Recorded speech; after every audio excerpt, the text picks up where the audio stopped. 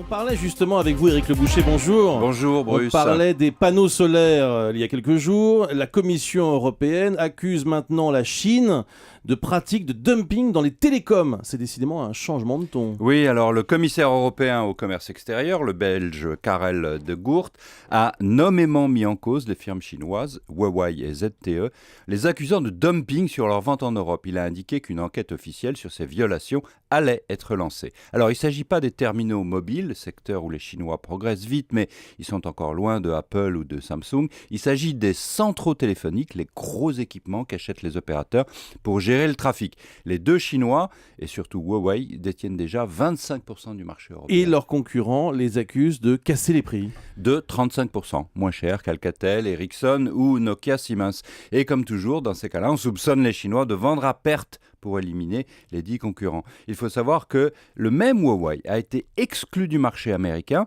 mais pas pour dumping, pour des raisons de défense nationale. Washington ne veut pas que les Chinois détiennent des centraux téléphoniques capables d'écouter ce qui se dit en Amérique. Huawei avait du coup renoncé à ce secteur géographique et s'était réorienté vers l'Europe. La décision de Bruxelles met un coup d'arrêt à nouveau à ses ambitions. Du coup, la Chine menace de rétorsion. Oui, du coup. Et les fabricants européens sont d'ailleurs très ennuyés parce qu'ils vendent aussi des équipements à China Telecom et ils pourraient se voir pénalisés.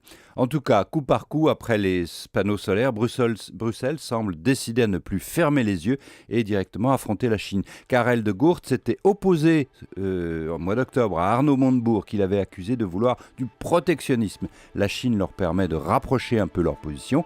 Pas de protectionnisme, mais pas de naïveté non plus. Du coup, l'Allemagne a fait savoir qu'elle était contre cette nouvelle politique européenne. C'est un nouveau motif de conflit qui s'ouvre avec Berlin. Merci Éric Le Boucher du journal Les Échos.